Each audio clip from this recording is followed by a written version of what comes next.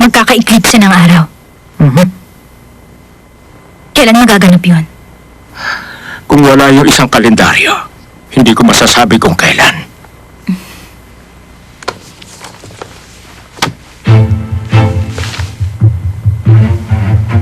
Pag-aari ko yung Chong Kwang Li. Marami tong kapintasan. Subalit mas wasto ito sa ilang mahalagang bagay. Lalo na sa pagkalkula ng ehiptikong landas ng mundo sa paligid ng araw.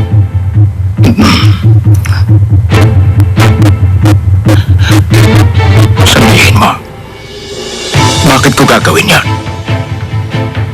Dahil nung naganap ang huling eclipse ng buwan, maraming tagakaya ang pinalayas at namatay sa sila. Bilang isang dating tagakaya at alagad ng agham, hindi ba kayo nabagabag?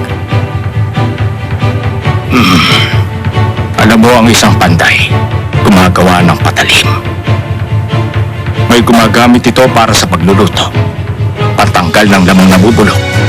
Yung iba ginagamit ito upang makapatay. Kung ano man yun, ang panday ba dapat ang managot sa lahat? Hindi. Pero mapipili niya ang taong pagbibilhan niya ng patalim. Kailangan niyo bang ipagbilin kakayahan niya sa isang tao na ginagamit lang ito para sa sarili niyang kapakanan?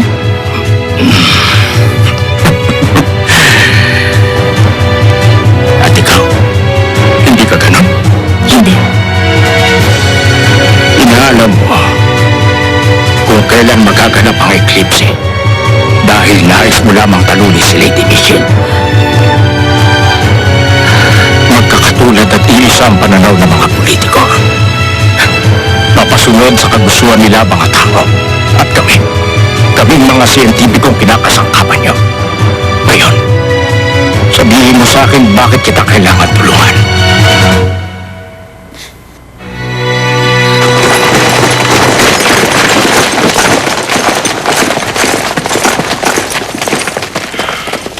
Ano nangyari?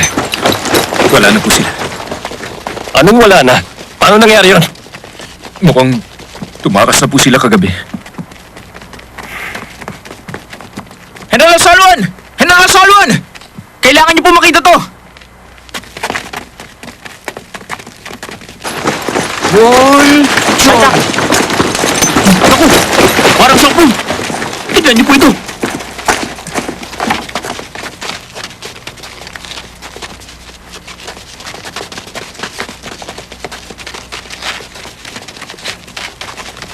Si Docman po. Si Docman ang bumiyag kay Maestro Wilson. Tsaka ito po. Naging biyag ni Docman. Si Maestro Walchon.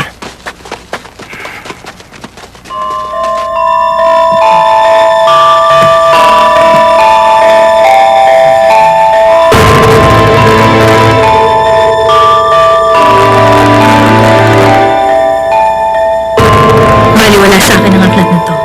Pero para sa inyo mahalaga ito. Maaari niyo itong punit-punitin. Maaari niyo sunugin. Kayo ang magpasya.